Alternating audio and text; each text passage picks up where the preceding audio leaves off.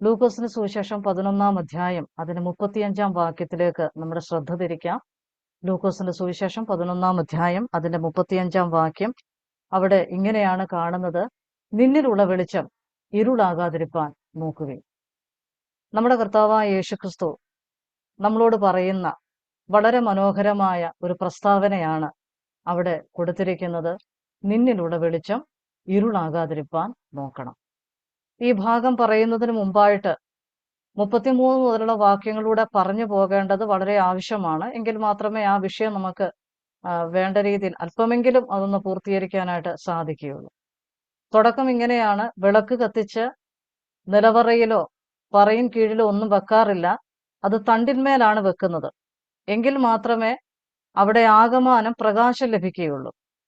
നമുക്കറിയാം, നമ്മുടെയൊക്കെ വീടുകളിലൊക്കെ ലൈറ്റ് ക്രമീകരിച്ചിരിക്കുന്നത് വീടിന്റെ മുകൾ ഭാഗങ്ങളിലായിട്ടാണ്. എന്ന് പറഞ്ഞാൽ ആ ഭാഗത്തല്ല വീടിന് ആകമാനം അല്ലെങ്കിൽ മുറിക്ക് ആകമാനം വെളിച്ചം ലഭിക്കത്തക്ക പോലെയാണ്. അത് കഴിഞ്ഞിട്ട് ആ വിഷയം കുറെ കൂടെ നമ്മുടെ വ്യക്തിപരമായ ജീവിതത്തെ കണക്ട് ചെയ്തുകൊണ്ട് അടുത്ത വാക്യത്തിൽ പറയുന്നുണ്ട്. 34-ാം വാക്യത്തിൽ നമ്മൾ കാണുന്നത് എന്താണ്? നമ്മുടെ ശരീരത്തെക്കുറിച്ച് അല്ലെങ്കിൽ നമ്മുടെ വ്യക്തിപരമായ ജീവിതത്തെ കുറിച്ച് കുറെ കൂടെ ആ വിഷയം ഒന്ന് കണക്ട് ചെയ്ത് സംസാരിക്കുന്നുണ്ട്. അതായത്, നിങ്ങളുടെ കണ്ണ് ചൊവ്വുള്ളതാണെങ്കിൽ നിങ്ങൾ കാണുന്ന കാഴ്ചകളെല്ലാം പ്രകാശമായിരിക്കും എന്ന് പറയുന്നുണ്ട്.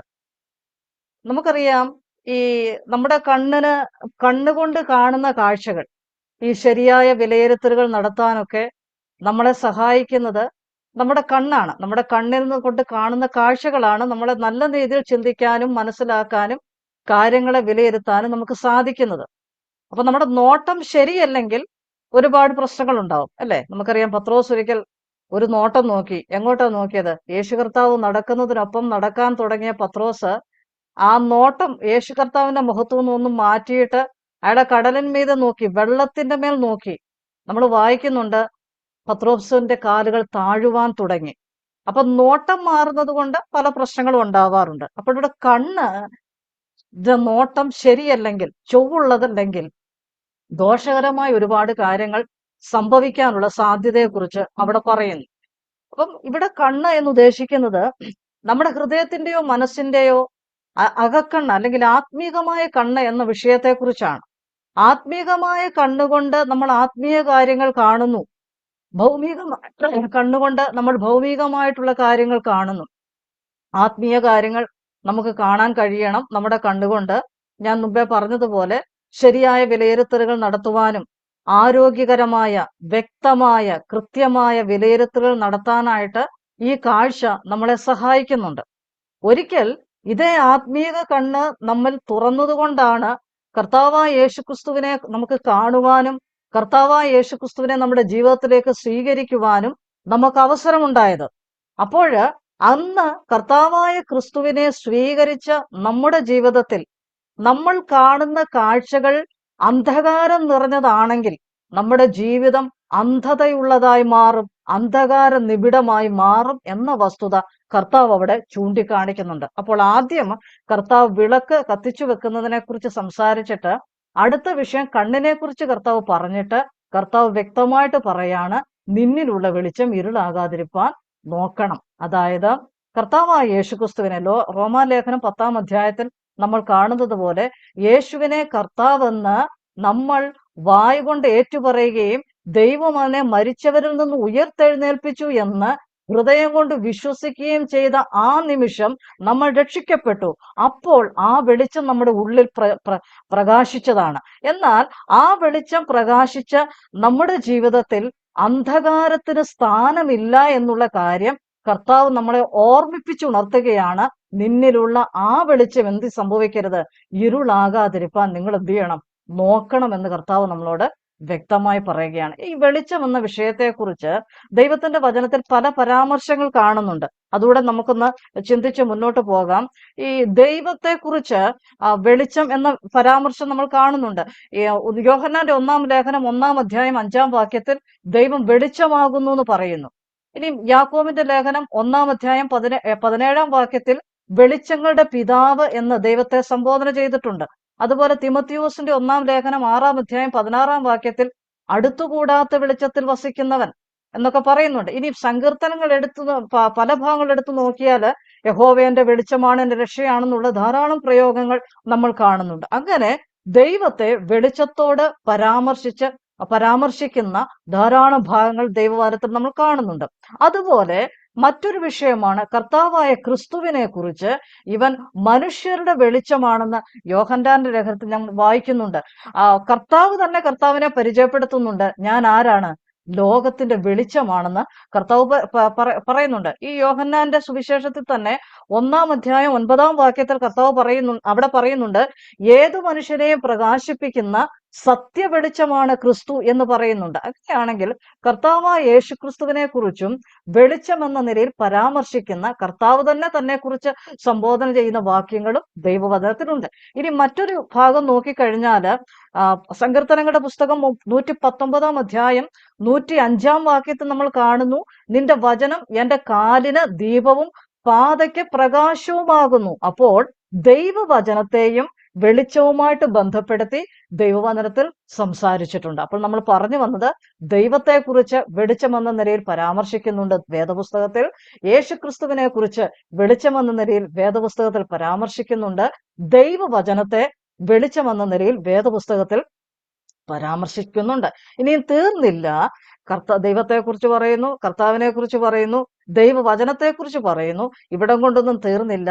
രക്ഷിക്കപ്പെട്ടവരായ ദൈവമക്കളായ നമ്മളെയും വെളിച്ചവുമായിട്ട് പരാമർശിച്ച് സംസാരിച്ചിട്ടുണ്ട്, അല്ലെ? യോഹന്നാന്റെ സുവിശേഷം 12-ാം അധ്യായം 36-ാം വാക്യത്തിൽ പറയുന്നു, നിങ്ങൾ വെളിച്ചത്തിന്റെ മക്കളാണ്, അതുകൊണ്ട് നിങ്ങൾ എന്ത് ചെയ്യണം? വെളിച്ചത്തിലുള്ളവരായി നടക്കണം. ഇനിയും കർത്താവ് തന്നെ നമ്മളോട് പറയുന്നുണ്ട്, നിങ്ങൾ ലോകത്തിന്റെ വെളിച്ചമാകുന്നു. കർത്താവ് മുമ്പ് എന്താ പറഞ്ഞത്? ഞാൻ ലോകത്തിന്റെ വെളിച്ചമാകുന്നു എന്ന് പറയുന്നു. പക്ഷെ പിന്നീട് കർത്താവ് നമ്മളോട് പറയുന്നുണ്ട്, നിങ്ങൾ ലോകത്തിന്റെ വെളിച്ചമാകുന്നു. ഇനി തീർന്നില്ല. പൗലോസ് അത് കുറെ കൂടെ വ്യക്തമാക്കി പറയുന്നുണ്ട്, വക്രതയും കോട്ടവും ഉള്ളവരുടെ നടുവിൽ നിങ്ങൾ എങ്ങനെ ആയിരിക്കണം? ലോകത്തിൽ ജ്യോതിസുകളെ പോലെ പ്രകാശിക്കണമെന്ന് പൗലോസ് അത് കുറെ കൂടെ നമുക്ക് വ്യക്തമാക്കി തരുന്നുണ്ട്. തീർന്നില്ല. പൗലോസ് തന്നെ എഫെസ്യർക്ക് എഴുതിയ ലേഖനത്തിൽ പറയുന്നുണ്ട്, അതുകൊണ്ട് നമ്മൾ വെളിച്ചത്തിന്റെ ആയുധവർഗം ധരിക്കണമെന്നും പൗലോസ് പറയുന്നുണ്ട്. ഞാൻ ഈ വിഷയങ്ങളിലേക്ക് എല്ലാം ഒന്നും പോകാനായിട്ട് ആഗ്രഹിക്കുന്നുണ്ട്. ഞാൻ പറഞ്ഞു വന്നതിന്റെ സാരം, ഈ വെളിച്ചം എന്ന വിഷയത്തോടനുബന്ധിച്ച് ക്രിസ്തീയ ജീവിതത്തിന് വളരെ പ്രാധാന്യമുണ്ട്. ഞാൻ ഒരല്പം ടെൻഷനോടുകൂടെ അവിടെ ഇരിക്കുന്നത്. ഞാൻ ഇന്ന് സംസാരിക്കുന്ന വിഷയം വെളിച്ചം. മീറ്റിംഗ് തുടങ്ങിയ സമയത്ത് ഇവിടുത്തെ കറണ്ട് പോയായിരുന്നു, പിന്നെ കുറച്ചു മുമ്പ് കറണ്ട് വന്നു. അപ്പൊ ഈ വെളിച്ചമില്ലെങ്കിലത്തെ അവസ്ഥ എന്താണെന്നുള്ളത് ഇതിന് തുടങ്ങുന്നതിന് മുമ്പ് അതിനെ കർത്താവ് എനിക്ക് ഒന്നുകൂടെ ഒന്ന് മനസ്സിലാക്കി തന്നു. അപ്പൊ ഞാൻ പറഞ്ഞു വരുന്നതിന്റെ ആശയം, ദൈവവചനവുമായിട്ട് ബന്ധപ്പെട്ടും കർത്താവായ യേശുക്രിസ്തുവുമായിട്ട് ബന്ധപ്പെട്ടും ദൈവവുമായിട്ട് ബന്ധപ്പെട്ടും ദൈവമക്കളാകുന്ന നമ്മളെ ഓരോരുത്തരെയും സംബന്ധിച്ചിടത്തോളം ക്രിസ്തീയ ജീവിതത്തിൽ വെളിച്ചത്തിന് വലിയ പങ്കുണ്ട്, വെളിച്ചത്തിന് വലിയ പ്രാധാന്യമുണ്ട്. അതുകൊണ്ട് തന്നെ ലൂക്കോസിന്റെ സുവിശേഷം 11-ാം അധ്യായം 35-ാം വാക്യത്തിലൂടെ ദൈവത്തിന്റെ ആത്മാവ് ഈ സന്ധ്യാവേളയിൽ നമ്മളെ ഓർമ്മിപ്പിച്ചുണർത്തുന്ന ഒരു വസ്തുത എന്ന് പറയുന്നത്, നിങ്ങളിലുള്ള വെളിച്ചം ഇരുളാകാതിരിക്കാൻ നമ്മൾ നോക്കണം.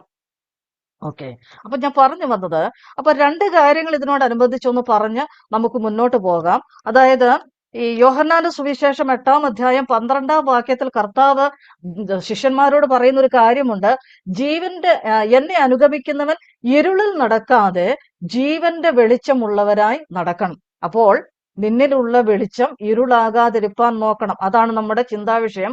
നമ്മളിൽ ഒരു വെളിച്ചമുണ്ട്, അത് കർത്താവായ ക്രിസ്തു എന്ന വെളിച്ചം നമ്മൾ രക്ഷിക്കപ്പെട്ട സമയത്ത് നമ്മുടെ ഉള്ളിൽ പ്രവേശിച്ചിട്ടുണ്ട്. ആ വെളിച്ചത്തെ പ്രകാശിപ്പിക്കാനുള്ള ധാർമ്മികമായ ഒരു ഉത്തരവാദിത്വം നമുക്കുണ്ട്. അത് പ്രകാശിപ്പിക്കാൻ തടസ്സമായ നിലയിൽ അന്ധകാരം നമ്മുടെ ജീവിതത്തെ വന്ന് മൂടാതെ വണ്ണം നമ്മൾ എന്ത് ചെയ്യണം? വെളിച്ചത്തിലുള്ളവരായി നടക്കണം. അപ്പൊ ഒന്നാമതായിട്ട് യോഹന്നാന്റെ സുവിശേഷം 8-ാം അധ്യായത്തിൽ 12-ാം വാക്യത്തിൽ പറയുന്നു, എന്നെ അനുഗമിക്കുന്നവൻ, ക്രിസ്തുവിനെ അനുഗമിക്കുന്നവൻ, ക്രിസ്തുവിൽ വിശ്വസിച്ചവൻ, ക്രിസ്തുവിനെ ആദരിക്കുന്നവൻ, അവൻ എന്ത് ചെയ്യണം? ഇരുളിൽ പിന്നെ നടക്കാനായിട്ട് അവർക്ക് അവകാശമില്ല. അവരെങ്ങനെ നടക്കണം?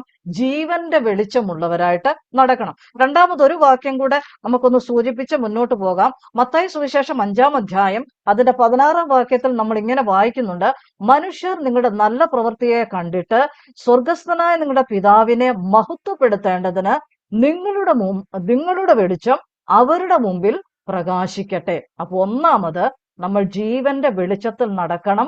രണ്ടാമത് നമ്മളിലുള്ള വെളിച്ചം നമ്മൾ എന്ത് ചെയ്യണം? പ്രകാശിപ്പിക്കണം.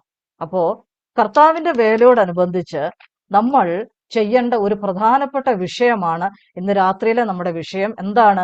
നമ്മൾ പ്രകാശിക്കേണ്ടവരാണ്. ക്രിസ്തുവിനു വേണ്ടി നമ്മൾ പ്രകാശിക്കേണ്ടവരാണ്.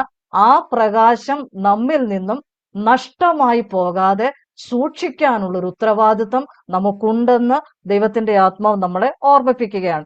എന്തുകൊണ്ടാണ് നമ്മൾ ഇങ്ങനെ ചിന്തിക്കേണ്ടത് എന്നുള്ള വിഷയം കൂടെ നമുക്ക് പറഞ്ഞു മുന്നോട്ട് പോകും. അതായത് ഈ 35-ാം വാക്യത്തിന് ശേഷം 36-ാം വാക്യത്തിലേക്ക് നമ്മൾ വരുമ്പോൾ അവിടെ നമ്മൾ കാണുന്നൊരു കാര്യം, നിന്റെ ശരീരം അന്ധകാരമുള്ള അംശം ഒട്ടുമില്ലാതെ മുഴുവനും പ്രകാശിതമായിരുന്നാൽ വിളക്ക് തിളക്കം കൊണ്ട് നിന്നെ പ്രകാശിപ്പിക്കും പോലെ അശേഷം പ്രകാശിതമായിരിക്കും. അപ്പോ ഈ ലോകത്തിൽ ക്രിസ്തുവിനെ പ്രകാശിപ്പിക്കുവാൻ, ക്രിസ്തുവിനെ പ്രചരിപ്പിക്കുവാനായിട്ട് തടസ്സമെന്ന് പറയുന്നത് നമ്മൾ വിചാരിക്കുന്ന പോലെ മറ്റു വിഷയങ്ങളല്ല. വ്യക്തിപരമായിട്ട് കർത്താവിനെ നമുക്ക് ഈ ലോകത്തിൽ വെളിപ്പെടുത്തുവാനായിട്ട്, പ്രകാശിപ്പിക്കുവാനുള്ള തടസ്സമെന്ന് പറയുന്നത് അത് നമ്മുടെ ഭാഗത്ത് തന്നെയാണ്. അവിടെ പറയുന്നുണ്ട്, എന്താണ്, അന്ധകാരമുള്ള അംശം ഒട്ടുമില്ലാതെ നമ്മൾ കർത്താവിനെ പ്രകാശിപ്പിക്കണം. അപ്പോൾ കർത്താവിനെ പ്രകാശിപ്പിക്കാൻ നമ്മിൽ തടസ്സമായി നിൽക്കുന്ന വസ്തുത എന്താ? അന്ധകാരമുള്ള ചില അംശങ്ങൾ നമ്മിൽ ഉണ്ടെന്നുള്ളതാണ് അതിന്റെ പ്രധാനപ്പെട്ട ഒരു വസ്തുത. ഒന്നാമതായിട്ട് നമ്മൾ മനസ്സിലാക്കണം, ഈ ലോകം അന്ധകാരത്തിലാണ്, പക്ഷെ നമ്മളും അന്ധകാരത്തിലായിരുന്നു എന്ന് കർത്താവായ യേശുക്രിസ്തുവിനെ രക്ഷകനും കർത്താവുമായി സ്വീകരിക്കുന്നതിന് മുമ്പ് നമ്മളും അന്ധകാരത്തിലായിരുന്നു. അത് എഫേസ്യർക്ക് എഴുതിയ ലേഖനം 5-ാം അധ്യായം അതിന്റെ 8-ാം വാക്യത്തിൽ വ്യക്തമായിട്ട് പറയുന്നു, മുമ്പേ നിങ്ങൾ ഇരുളായിരുന്നു, ഇപ്പോഴും നിങ്ങൾ ആരാകുന്നു? വെളിച്ചമുള്ളവരായി മാറിയിരിക്കുന്നു. അപ്പോൾ നമ്മൾ എവിടെയായിരുന്നു? നമ്മൾ അന്ധകാരത്തിലായിരുന്നു. അന്ധകാരത്തിലായിരുന്നു നമ്മളെ ഓരോരുത്തരെയും കർത്താവ് വിളിച്ചു വേർതിരിച്ച് അവിടുത്തെ മക്കളും അവകാശികളുമാക്കി തീർത്തു. ഞാൻ അതിന്റെ കൂടുതൽ ഭാഗങ്ങളിലേക്ക് പോകുന്നില്ല. എന്നാൽ ഈ ലോകം എന്ന് പറയുന്നത് അന്ധകാരത്തിലാണ്. എന്തിന്റെയൊക്കെ അന്ധകാരത്തിലാണ്? പാപത്തിന്റെ അന്ധകാരത്തിലാണ്, ജഡത്തിന്റെ അന്ധകാരത്തിലാണ്, അറിവില്ലായ്മയുടെ അന്ധകാരത്തിലാണ്. ദൈവനിഷേധികൾ ജീവിക്കുന്ന, പാർക്കുന്നവരുടെ ഒരു അന്ധകാരമയമായ ലോകത്തിലാണ് നമ്മൾ ജീവിക്കുന്നത്. ദൈവത്തെ മഹത്വീകരിക്കാത്തവരുടെ ഒരു ലോകത്തിലാണ് നമ്മൾ ജീവിക്കുന്നത്. ഈ അറിവില്ലായ്മയുടെ ലോകം എന്നൊക്കെ പറയുമ്പോൾ, ഈ അടുത്ത സമയത്ത് ഞങ്ങളൊരു പ്രവർത്തനവുമായിട്ട് ബന്ധപ്പെട്ട ഒരു ഏരിയയിൽ പോയപ്പോഴാണ് അവിടെ എല്ലാ വീടുകളും 10-12 വീടുകളും ഞങ്ങൾ കയറി. ആ 10-12 വീടുകൾ കയറിയപ്പോഴും ഒരു വീട്ടിൽ പോലും സുവിശേഷം പറയാനുള്ള ഒരു സാഹചര്യം അവിടെ ലഭിക്കുന്നില്ല. അവർ പറയുന്നത്, ഞങ്ങളുടെ ഉണ്ണിയേശുവിനോട് പ്രാർത്ഥിക്കുമ്പോൾ ഉണ്ണിയേശു ഞങ്ങൾക്ക് എല്ലാ കാര്യങ്ങളും ചെയ്തു തരുന്നുണ്ട്. മനസ്സിലായില്ലേ? അവിടം കൊണ്ട് അവർ തൃപ്തരാകുകയാണ്. അതിനപ്പുറത്തേക്ക് അവരുടെ ചിന്താഗതികൾ മാറുന്നില്ല.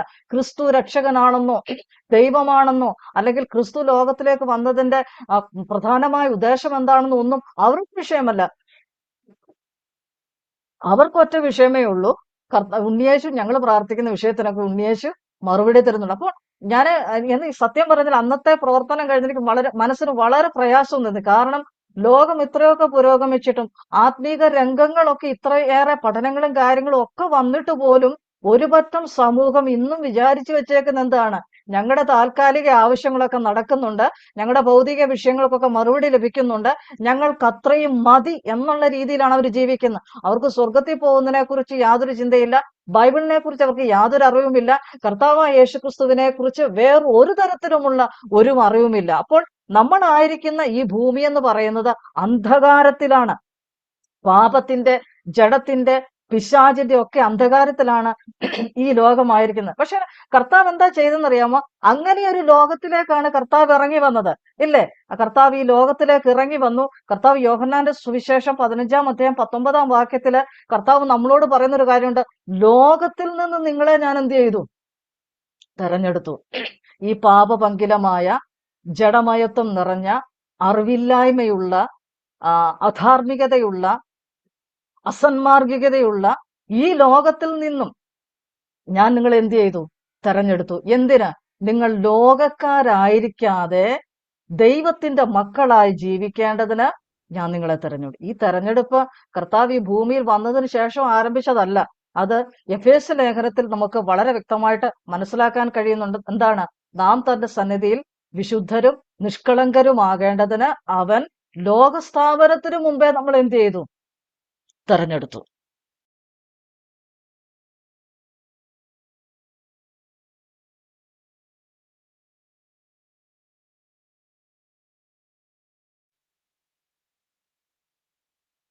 അപ്പൊ കർത്താവ് നമ്മളെ ലോകസ്ഥാപനത്തിന് മുമ്പേ നമ്മളെ തെരഞ്ഞെടുത്ത് ഈ ലോകത്തിൽ നമ്മളെ ആക്കി വെച്ചിരിക്കുകയാണ്. യോഹന്നാന്റെ സുവിശേഷം 7-ാം അധ്യായം 7-ാം വാക്യത്തിൽ പറയുന്നുണ്ട്, ലോകത്തിന്റെ പ്രവൃത്തികൾ ദോഷമുള്ളവയാണ്.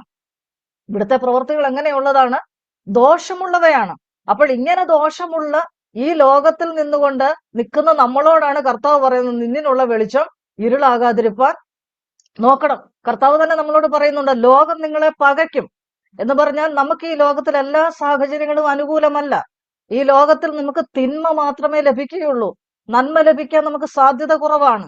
സത്യത്തിനു വേണ്ടി, നീതിക്ക് വേണ്ടി നമുക്കറിയാം ഈ കാലത്ത് എന്തുമാത്രം സത്യത്തിനു വേണ്ടി, നീതിക്ക് വേണ്ടി എത്രയോ മനുഷ്യർ പൊരുതുന്നുണ്ട്. പക്ഷെ ഇവിടെ സത്യം എന്തെന്നോ നീതി എന്തെന്നോ കാണാൻ കഴിയാത്ത ഒരു സാഹചര്യമാണ്. അപ്പോൾ അങ്ങനെ ഒരു ലോകത്തിലേക്കാണ് കർത്താവ് നമ്മളെ ആക്കി വെച്ചിരിക്കുന്നത്. എന്തിന്? ക്രിസ്തുവിനെ പ്രകാശിപ്പിക്കുവാൻ. ആ നമ്മുടെ ഉള്ളിൽ നമ്മൾ പ്രാപിച്ച വെളിച്ചം പ്രകാശിപ്പിക്കുവാനായിട്ടാണ് കർത്താവ് നമ്മളെ ലോകത്തിൽ ആക്കി വെച്ചിരിക്കുന്നത്.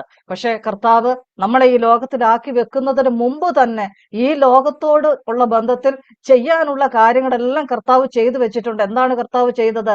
നമ്മൾ യോഹന്നാന്റെ സുവിശേഷം 3-ാം അധ്യായം അതിന്റെ 16-ാം വാക്യത്തിൽ നമ്മൾ വായിക്കുന്നു, തന്റെ ഏകജാതനായ പുത്രനിൽ വിശ്വസിക്കേണ്ടതിന് നശിച്ചു ദൈവം അവനെ നൽകുവാൻ തക്കവണ്ണം ലോകത്തെ അവൻ എന്ത് ചെയ്തു?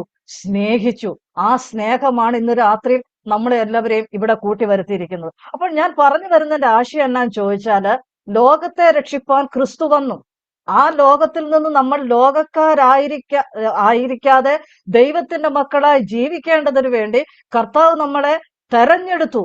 നമ്മളെ തെരഞ്ഞെടുത്ത് നിർത്തിയിരിക്കുന്നതിന് പിന്നിൽ ഒരൊറ്റ ഉദ്ദേശമേ ഉള്ളൂ, നമ്മൾ കർത്താവിന് വേണ്ടി എന്ത് ചെയ്യണം? പ്രകാശിക്കണം. പക്ഷെ നമുക്ക് ഈ അന്ധകാര നിബിഡമായ ലോകത്തിൽ ഈ വെളിച്ചമൊക്കെ ഉള്ളിലുണ്ടെങ്കിലും നമുക്ക് കർത്താവിന് വേണ്ടി പ്രകാശിക്കാനായിട്ട് കഴിയുന്നില്ല.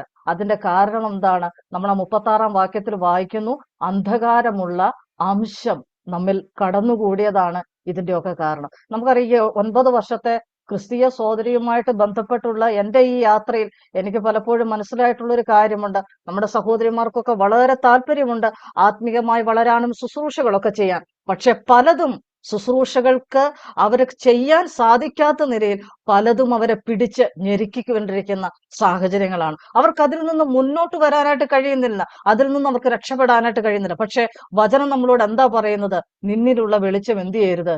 ഇരുളാകാതിരിക്കാൻ നിങ്ങൾ നോക്കണം. ഈ ലോകത്തിന്റെ സാഹചര്യങ്ങൾ, ഈ ലോകത്തിൻ്റെതായ ഓരോ വിഷമതകൾ, വ്യക്തിപരമായ പ്രശ്നങ്ങൾ, കുടുംബത്തിൻ്റെതായ പ്രശ്നങ്ങളൊക്കെ പലപ്പോഴും നമ്മളെ ഞെരുക്കുന്നത് കൊണ്ട്, ഈ ലോകത്തിന്റെ അന്ധകാരത്തിന്റെ ചില അംശങ്ങൾ നമ്മളിൽ കടന്നുകൂടുന്നത് കൊണ്ട് നമുക്ക് കർത്താവിന് വേണ്ടി വേണ്ട നിലയിൽ പ്രയോജനപ്പെടാനായിട്ട് കഴിയുന്നില്ല. നമ്മള് ഈ മർക്കോസിന്റെ സുവിശേഷം 4-ാം അധ്യായം 19-ാം വാക്യത്തിൽ ഒരു ഉപമ കാണുന്നുണ്ട്. എന്താണ്? വിതയ്ക്കുന്നവൻ വിത്ത് വിതയ്ക്കാനായിട്ട് പോയി. വിതച്ച വിത്ത് എവിടൊക്കെയാ വീണത്? നല്ല നിലത്ത് വീണതുണ്ട്, പാറസ്ഥലത്ത് വീണതുണ്ട്, മുള്ളിനിടയിൽ വീണതുണ്ട്, അങ്ങനെ പല സ്ഥലങ്ങളിലായിട്ട് വീണതുണ്ട്. എന്നാല് ഈ മുള്ളിനിടയിൽ വീണ വിഷയത്തെക്കുറിച്ച് കർത്താവിനോട് ശിഷ്യന്മാര് പിന്നീട് അതിന്റെ അർത്ഥം എന്താന്നൊക്കെ ചോദിക്കുന്നുണ്ട്. അങ്ങനെ ചോദിക്കുന്ന ആ ഘട്ടത്തില് കർത്താവ് അവരോട് പറയുന്നുണ്ട്, മുള്ളിനിടയിൽ വീണതോ എന്താ സംഭവിക്കുന്നത്? അത് ഞെരുങ്ങുകയാണ്. അതിന് സ്വാതന്ത്ര്യത്തോടെ വളരാനായിട്ട് അതിന് കഴിയുന്നില്ല. പലപ്പോഴും നമ്മുടെ പലരുടെയും അവസ്ഥകൾ ഇങ്ങനെയാണ്. നമുക്ക് ആത്മീകമായിട്ട് വേണ്ട നിലയിൽ വളരാൻ കഴിയുന്നില്ല. ശുശ്രൂഷ ജീവിതത്തിൽ നമുക്ക് വളരാൻ കഴിയുന്നില്ല. ക്രിസ്തുവിനെ പ്രകാശിപ്പിക്കുവാനായിട്ട് നമുക്ക് കഴിയുന്നില്ല. നമ്മൾ കേട്ടതുപോലെ അന്ധകാരത്തിന്റെ ചില അംശങ്ങൾ, ലോകത്തിന്റെ അന്ധകാരം, ആ അന്ധകാരത്തിന്റെ ചില അംശങ്ങൾ നമ്മുടെ ഉള്ളിൽ പ്രവേശിച്ചതുകൊണ്ട്, നമ്മുടെ ജീവിത രീതികളിൽ പ്രവേശിച്ചതുകൊണ്ട്, നമ്മുടെ സംസാര രീതികളിൽ പ്രവേശിച്ചതുകൊണ്ട് നമുക്ക് കർത്താവിന് വേണ്ടി ഒരു വെളിച്ചമായി നിന്ന് പ്രകാശിക്കാനായിട്ട് കഴിയുന്നില്ല. നമ്മൾ അവിടെ കാണുന്ന 3 കൂട്ടം കാര്യങ്ങൾ ഇവിടെ പറയുന്നുണ്ട്. 1, ഇഹലോകത്തിന്റെ ചിന്തകൾ. 2, ധനത്തിന്റെ വഞ്ചന. 3, മറ്റു വിഷയമോഹങ്ങൾ. ഇത് 3ഉം ഞെരുക്കിയിട്ട് എന്ത് സംഭവിക്കുന്നില്ല? വിത്തിനങ്ങോട്ട് മുളയ്ക്കാനായിട്ട് കഴിയുന്നില്ല. അവിടെ ദൈവവചനത്തെക്കുറിച്ചുള്ള ഉപമയാണ് പറയുന്നതെങ്കിലും ഇതുമായിട്ടൊന്ന് കണക്ട് ചെയ്ത് ഈ വിഷയം ഒന്ന് മുന്നോട്ട് കൊണ്ടുപോകുവാൻ ഞാൻ ആഗ്രഹിക്കുകയാണ്. അപ്പോൾ ചില ചിന്തകൾ, ചില ഇഹലോകത്തിന്റെ ചിന്തകൾ, അത്തരത്തിലുള്ള ചില അന്ധകാരത്തിന്റെ അംശങ്ങൾ നമ്മളിൽ കടന്നുകൂടി. അതുകൊണ്ട് കർത്താവിന് വേണ്ടി നമുക്ക് പ്രയോജനപ്പെടാൻ കഴിയുന്നില്ല. ഒന്ന് ചിന്തിച്ചു നോക്കിയാൽ സഹോദരിമാരായ നമ്മള് എന്തെല്ലാം കാര്യങ്ങൾ നമ്മൾ ഇടപെടുന്നവരാ, എന്തൊക്കെ കാര്യങ്ങളിൽ നമ്മള് ജീവിതത്തിന് മുന്നോട്ട് കൊണ്ടുപോകുന്നവരാ. അവിടെ എല്ലാം എപ്പോഴും എന്തെങ്കിലുമൊക്കെ നമ്മളെ എന്ത് ചെയ്യും, ഇങ്ങനെ തടസ്സപ്പെടുത്തിക്കൊണ്ടിരിക്കും. ചിലർക്ക് പിന്നെ ഒരു കുറച്ച് വല്ലതും മതി, ഒത്തിരി ഒന്നും വേണമെന്നില്ല.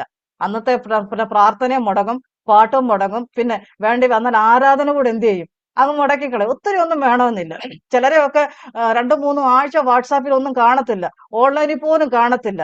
എന്നാ ചോദിച്ചാൽ എന്തേലുമൊക്കെ ഇച്ചിരി കിട്ടും, അതും വെച്ച് പിന്നെ വാട്സാപ്പ് പോലും ഓൺ ചെയ്യത്തില്ല, ആരോടും പിന്നെ മിണ്ടത്തുമില്ല, സംസാരിക്കത്തുമില്ല. പാട്ടും പ്രാർത്ഥനയൊക്കെ വളരെ കഷ്ടിച്ചേ പിന്നെ ഉണ്ടാകത്തുള്ളൂ. അപ്പൊ ഇതൊക്കെയാണ് നമ്മുടെ പ്രശ്നം. നമുക്ക് ഒത്തിരി ഒന്നും വേണ്ട. ഒരിക്കലും മാർത്ത കർത്താവിന്റെ അടുക്ക വന്നേച്ച് പറഞ്ഞു, അതെ, ഞാനിങ്ങനെ ഒത്തിരി കിടന്ന് കഷ്ടപ്പെടുന്നുണ്ട്. ആ മറിയാണെങ്കിൽ എപ്പോഴും പോയി ഇങ്ങനെ കർത്താവിന്റെ കാൽപാദത്തിൽ ഇങ്ങനെ വചനം കേട്ടോണ്ടിരിക്കും. ഞാൻ ഒരുപാട് ജോലിയൊക്കെ ചെയ്യുന്നുണ്ട്, ഞാൻ വല്ലാതെ അങ്ങ് കുഴയുക, എന്നെ കൊണ്ട് മാത്രം പറ്റത്തില്ല. മനസ്സിലായില്ലേ? കാരണം ഈ വീട്ടിൽ എന്തെല്ലാം പണികളുണ്ട്, ഇതെല്ലാം ഞാൻ തന്നെ ചെയ്യണം. എന്നെ സഹായിക്കാനാണ് ആരുമില്ല. അവളാണ് ഒരു ജോലിയുമില്ല, ഇങ്ങനെ എപ്പോഴും ഏത് സമയത്തും ബൈബിളും കൊണ്ട് ഇങ്ങനെ ബൈബിൾ ക്വിസും എഴുതി, സോങ്സ് ആൻഡ് വേഴ്സസും എഴുതി, ചെയിൻ പ്രയറും കയറി, രാവിലത്തെ വൈകിട്ടത്തെ വോയിസ് മെസ്സേജും ഒക്കെ പ്രാർത്ഥനയൊക്കെ കേട്ട്, ആ ബുധനാഴ്ച പ്രാർത്ഥനയൊക്കെ കയറി, ഇങ്ങനെ എപ്പോഴും ഇങ്ങനെ ഓരോ കാര്യങ്ങളും ചെയ്തുകൊണ്ടിരിക്കുക. അവൾ എന്നെ ഒന്നും സഹായിക്കത്തില്ല. എന്നിട്ട് പറയാ, എന്നെ ഒന്ന് സഹായിക്കാൻ അവളോടൊന്ന് പറയണമെന്ന്. അപ്പൊ ഇത് കർത്താവിനോട് അവള് പറഞ്ഞപ്പോ കർത്താവ് പറഞ്ഞു, മാർത്ത, നീ പലതിനെ ചൊല്ലി ഇങ്ങനെ കുഴഞ്ഞും വിഷമിച്ചും ഒക്കെ ഇങ്ങനെ ഇരിക്കുകയാണ്. ശരിയാണ്. മാർത്തെ പക്ഷേ ഉണ്ടല്ലോ, എനിക്ക് ഭയങ്കര ഇഷ്ടമുള്ള ഒരു ക്യാരക്ടറാ. എന്നാന്നറിയാമോ? ലാസർ, ഞാൻ പലതവണ ഇത് പറഞ്ഞിട്ടുള്ള വിഷയം. ലാസർ മരിച്ചു. കർത്താവ് ലാസറിന്റെ വീട്ടിലേക്ക് വരിക. ആദ്യം മാർത്തി അങ്ങോട്ട് ഓടിച്ചെന്നു. മാർത്തി ഓടിച്ചെന്നു ഭർത്താവേ, നീ ഇവിടെ ഉണ്ടായിരുന്നെങ്കിൽ എന്റെ സഹോദരൻ മരിക്കില്ല, മതിയെന്നേ. കാരണം വല്ലപ്പോഴും എന്തൊക്കെയോ ഓടി വന്ന് കേട്ടതാ. മറിയെപ്പോലെ എപ്പോഴും പാതപീഠത്തിലൊന്നും വരുന്നില്ല, ഇടയ്ക്കൊക്കെ വന്ന് ജോലിത്തിരക്കിനിടയിലൊക്കെ വന്ന് അല്പസ്വല്പം ഒക്കെ കേട്ടു. പക്ഷെ അവക്കൊരു കാര്യം മനസ്സിലായി, യേശു കർത്താവ് എന്റെ ഭവനത്തിൽ ഉണ്ടായിരുന്നെങ്കിൽ എന്റെ സഹോദരൻ മരിക്കയില്ലായിരുന്നു. അപ്പോൾ കർത്താവ് അവളോട് പറയുന്നുണ്ട്, പിന്നെ മാർത്ത, നിന്റെ സഹോദരൻ ഉയർത്തെഴുന്നേൽക്കും എന്ന് പറയുമ്പോൾ, അപ്പം അതിനിടയ്ക്ക് അവള് പറയുന്നുണ്ട്, ഇപ്പോഴും അത് സംഭവിക്കുമെന്ന് ഞാൻ വിശ്വസിക്കുന്നു എന്ന് അവള് പറയുന്നുണ്ട്. മനസ്സിലായില്ലേ? നിങ്ങളൊന്ന് ചിന്തിച്ചു നോക്കണം. ഈ മാർത്ത ഇത് പറയുമ്പോ ലാസർ എവിടാ? മരിച്ചു, അടക്കി 4 ദിവസമായി, നാറ്റം വെച്ചു. അപ്പോഴും ആ സ്ത്രീ പറയണതാണ്, ഇപ്പോഴും നിനക്ക് ഇത് കഴിയുമെന്ന് ഞാൻ വിശ്വസിക്കുന്നു. അപ്പൊ മാർത്ത ചില്ലറക്കാരിയാണോ? മാർത്ത നിസ്സാരക്കാരിയാണോ? കാര്യം മനം കുഴങ്ങിയും ഇച്ചിരി ആവലാതിയൊക്കെ പറഞ്ഞും പ്രയാസങ്ങളൊക്കെ പറഞ്ഞൊക്കെ ഇരുന്നെന്ന് പറഞ്ഞാലും കിട്ടേണ്ടതൊക്കെ മാർത്തയ്ക്ക് കിട്ടിയിട്ടുണ്ട്. തീർന്നില്ല. കർത്താവോട് പറഞ്ഞു, നിന്റെ സഹോദരൻ ഉയർത്തെഴുന്നേൽക്കും. ഉടനെ മാർത്തയുടെ നല്ല കിടിലൻ മറുപടി, ഒടുക്കത്തെ നാളിൽ എന്റെ സഹോദരൻ ഉയർത്തെഴുന്നേൽക്കുമെന്ന് ഞാൻ വിശ്വസിക്കുന്നു. മനസ്സിലാക്കണം, വല്ലപ്പോഴും കേട്ടതാ അവള്. 24 മണിക്കൂറും പാദപീഠത്തിലൊന്നും ഇരുന്നില്ല. വല്ലപ്പോഴും കേട്ടത് അവളുടെ ഹൃദയത്തിൽ അവള് കുറിച്ചിട്ടു, ക്രിസ്തു പുനരുത്ഥാനത്തിന്റെ നായകനാണ്. ക്രിസ്തുവിൽ വിശ്വസിക്കുന്നവരുടെ വിശ്വാസം ഇവിടം കൊണ്ട് അവസാനിക്കുന്ന വിശ്വാസമല്ല, അതങ്ങ് നിത്യത വരെ എത്തിക്കുന്നതാണ്. കർത്താവ് ഒരിക്കൽ വരും, കർത്താവ് നമ്മളെ ചേർക്കും. അവിടുത്തെ പുനരുത്ഥാനത്തിലാണ് അവൾ വിശ്വസിക്കുന്നത്. സുവിശേഷത്തിന്റെ കാതലായ സത്യമെന്ന് പറയുന്നത് പുനരുത്ഥാനമാണ്. പ്രിയപ്പെട്ടവരെ, അവിടെ തന്നെ മാർത്ത കയറി പിടിക്കുക. അതുകൊണ്ട് എനിക്ക് ആ സഹോദരിയെ ഭയങ്കര ഇഷ്ടമാണ്. വല്ലപ്പോഴും കാര്യം കർത്താവ് തന്നെയാണ് അവളെ കുറിച്ച് പറഞ്ഞത്. എന്താണ്, ഈ മനം കലങ്ങിയും കുഴങ്ങിയും ഒക്കെ ഇരിക്കുന്നൊക്കെ കർത്താവ് തന്നെ അവളെ കുറിച്ച് പറഞ്ഞെങ്കിലും യേശുക്രിസ്തു എന്ന ആ പരമമായ സത്യത്തിന്റെ യാഥാർത്ഥ്യം എന്തെന്ന് മനസ്സിലാക്കിയ ഒരു സ്ത്രീയാ മാർത്ത. പക്ഷെ നമുക്കൊരു കുഴപ്പമുണ്ട്. എന്നാന്നറിയാമോ? നമ്മൾ ആരെക്കുറിച്ചൊക്കെ ഒരു കമന്റ് പറയുമ്പോൾ ആദ്യം അവരുടെ നെഗറ്റിവിറ്റിയെ പറയത്തുള്ളൂ, പിന്നെ അവരവിടെ പോസിറ്റിവിറ്റി നമ്മളങ്ങോട്ട് പറയാറുള്ളൂ. ഈ 1 മണിക്കൂറാ സംസാരിക്കുന്നതെങ്കിൽ 45 മിനിറ്റും ആ വ്യക്തിയെ കുറിച്ചുള്ള സകല ദോഷങ്ങൾ പറഞ്ഞേച്ച് പിന്നെ ഇതൊക്കെയാണെങ്കിലും എന്ന് പറഞ്ഞിട്ട് ഒരു 2-3 കൂട്ടം കാര്യങ്ങൾ അവസാനത്തെ 15 മിനിറ്റ് കൊണ്ട് ചെയ്യും നമ്മൾ പറയും. ഇവിടെ മാർത്തയ്ക്ക് പറ്റിയ പരാജയവും അത് തന്നെയാ. കാരണം ഇത്രയധികം ആത്മീയ കാഴ്ചപ്പാട് ലഭിച്ച മാർത്തയെ ഇന്നും ലോകം പ്രസംഗിക്കുന്നിടത്തോളം, അല്ലെങ്കിൽ കർത്താവിന്റെ വരവ് വരെ ലോകം പ്രസംഗിക്കുന്നിടത്തോളം കാലം ആ സ്ത്രീയെ ഒരു നിഷേധാത്മക കഥാപാത്രമായി അല്ലെങ്കിൽ ഒരു നെഗറ്റീവ് ക്യാരക്ടറായിട്ട് എന്തുകൊണ്ട് ലോകം ആ സ്ത്രീയുടെ പേര് പരാമർശിക്കുന്നു? അവരെക്കുറിച്ചുള്ള ഇത്രയധികം ആത്മീക സത്യങ്ങൾ, ആത്മീയ കാഴ്ചപ്പാടുകൾ പറയേണ്ടതിന് പകരം ആ സ്ത്രീയെ ഒരു നെഗറ്റീവ് കഥാപാത്രമായിട്ട് ഇന്നും ചിത്രീകരിക്കുന്നതിന്റെ പിന്നിൽ ഒരൊറ്റ കാരണമേ ഉള്ളൂ, അവരുടെ പരാതി പറച്ചില. പ്രിയ സഹോദരിമാരെ, അന്ധകാരത്തിന്റെ ഒരു അംശമാണ് നമ്മളെ പലപ്പോഴും കാർന്നത് നിന്നുന്ന ഈ പരാതി പറച്ചിൽ. നമ്മൾ സഹോദരിമാരല്ലേ, നമുക്ക് കർത്താവിന് വേണ്ടി പ്രകാശിക്കണം എന്നൊക്കെ വലിയ ആഗ്രഹമാണ്. പക്ഷെ നമ്മുടെ കംപ്ലൈന്റ് ബോക്സ് ഒന്ന് അടച്ചു വെക്കുന്ന സമയം വളരെ കുറവാണ്. നമ്മൾ എന്തിനേയും കംപ്ലൈന്റ് പറഞ്ഞുകൊണ്ടിരിക്കും. നമുക്ക് എത്ര കിട്ടിയാലും നമുക്ക് എന്ത് ചെയ്യത്തില്ല, തികയത്തില്ല. സഹോദരിമാരുടെ മീറ്റിംഗ് അല്ലേ, ചില കാര്യങ്ങളൊക്കെ അങ്ങ് കാര്യമായിട്ട് അങ്ങ് പറയാമെന്ന് വിചാരിക്കുക. ഏത് സമയത്തും നമ്മൾ കംപ്ലൈന്റ് ചെയ്തുകൊണ്ടിരിക്കും. എത്ര നന്മ കിട്ടിയാലും നമുക്ക് ഇതൊന്നും പോരാ പോരാ പോരാ എന്നുള്ള ചിന്താഗതിയാ. എന്താണെന്നറിയാന്റെ കാരണം, നമുക്കൊരു സംതൃപ്തി ഇല്ലാത്ത മനസ്സാ. എന്തുകൊണ്ടാണ് ഈ സംതൃപ്തി ഇല്ലാത്തത്? ദൈവത്തിലുള്ള വിശ്വാസത്തിന്റെ അഭാവമാണ് അതിന് കാരണം. നമ്മൾ മറ്റുള്ളവരുടെ വിഷയങ്ങളൊക്കെ കേൾക്കുമ്പോൾ നമുക്ക് ഭയങ്കര വിശ്വാസമാണ്. പക്ഷെ സ്വന്തം പ്രശ്നങ്ങൾ വരുമ്പോൾ, സ്വന്തം ജീവിതത്തിൽ എന്തെങ്കിലുമൊക്കെ അസ്വാഭാവികമായിട്ട് നേരിടുമ്പോൾ നമ്മുടെ വിശ്വാസം എവിടെ പോകും? അവിടെ അന്നേരം നമ്മൾ ചിന്തിക്കേണ്ട ഒരു വിഷയമാണ് തോമസിനെ കുറിച്ച്. ഇതേ ലാസറിനെ മരിച്ചു എന്ന് കേട്ടപ്പോ കർത്താവ് പറഞ്ഞു, ഞാൻ ലാസറിനെ ഉയർത്തെഴുന്നേൽപ്പിക്കാൻ പോകുന്നു എന്ന് പറഞ്ഞു. ഉടനെ തോമസ് എന്നാ പറഞ്ഞു, നമുക്കും ആ കൂടെ പോകാം, നമുക്കും പോകാം, കൂടെ ചാകാമല്ലോ എന്ന് പറഞ്ഞു, അല്ലേ? അപ്പം ആ പറച്ചിൽ കൊണ്ട് ഓർക്കണം, 3.5 വർഷമായിട്ട് കർത്താവിന്റെ കൂടെ നടക്കുക. കർത്താവ് ഒത്തിരി കാര്യങ്ങൾ പറഞ്ഞിട്ടുണ്ട്, പ്രവർത്തിച്ചിട്ടുണ്ട്. ഇതെല്ലാം കണ്ടും കേട്ടും ഇരിക്കുന്ന മനുഷ്യനാ. പലപ്പോഴും ഇതുപോലല്ലേ നമ്മുടെ ആത്മീക ജീവിതം? വിശ്വാസം ഉണ്ടെന്ന് പറയും, നമ്മുടെ പേര് വിശ്വാസികളാണ്, പലയിടത്തും വിശ്വാസ പ്രഖ്യാപനങ്ങൾ നടത്താനായിട്ട് നമുക്ക് കഴിയും. പക്ഷേ കാര്യത്തോടെടുക്കുമ്പോൾ നമുക്ക് വലിയ മങ്ങലേൽക്കാറുണ്ട്. പ്രിയപ്പെട്ടവരെ, അന്ധകാരത്തിന്റെ അംശം നമ്മിലേക്ക് പ്രവേശിക്കുന്നത് കൊണ്ട് ക്രിസ്തുവിന് വേണ്ടി പ്രകാശിക്കാനായിട്ട് നമുക്ക് കഴിയുന്നില്ല. ഞാനീ സംസാരിക്കുന്നത് അത്യാവശ്യവും പാട്ടും പ്രാർത്ഥനയും ബൈബിൾ വായനയുമായിട്ട് വീട്ടിലിരിക്കുന്ന ആ ഒരു സാഹചര്യത്തെ കുറിച്ചല്ല ഞാനീ പറയുന്നത്. ഇന്ന് രാത്രിയിൽ ഞാൻ വളരെ വ്യക്തമായിട്ട് ദൈവത്തിന്റെ ആത്മാവെന്നെ അനുവദിക്കുന്നത് കൊണ്ട് ഞാൻ പറയുക, നമ്മൾ സഹോദരിമാര് അത്യാവശ്യം പാട്ടും പ്രാർത്ഥനയും കൊണ്ട് മാത്രം ഇരുന്നാൽ പോരാ. യേശുക്രിസ്തുവിനെ കുറിച്ച്, യേശുക്രിസ്തു മുഖാന്തരമുള്ള രക്ഷയെ കുറിച്ച് മറ്റുള്ളവരോട് പറയുന്ന കാര്യത്തിൽ നമ്മൾ ഉത്സാഹമുള്ളവരാവണം. കർത്താവായ യേശുക്രിസ്തുവിനെ കുറിച്ച്, അവിടുന്ന് എന്തിന് ഈ ലോകത്തിൽ വന്നു എന്നതിനെ കുറിച്ച്, അവിടുത്തെ രക്ഷണ്യ പ്രവൃത്തികളെ കുറിച്ച്, സുവിശേഷം അത് നമ്മൾ മറ്റുള്ളവരോട് കൈമാറുന്നവരായിട്ട് മാറണം. അപ്പോ ഇതിനൊക്കെ തടസ്സം പലപ്പോഴും നമ്മുടെ ജീവിതത്തിൽ എന്താ? ഈ അന്ധകാരത്തിന്റെ ചില അംശങ്ങളാണ്. അതുകൊണ്ട് ഒന്നാമത് പരാതി നമ്മൾ നമ്മുടെ ജീവിതത്തിൽ നിന്ന് ഒഴിവാക്കണം.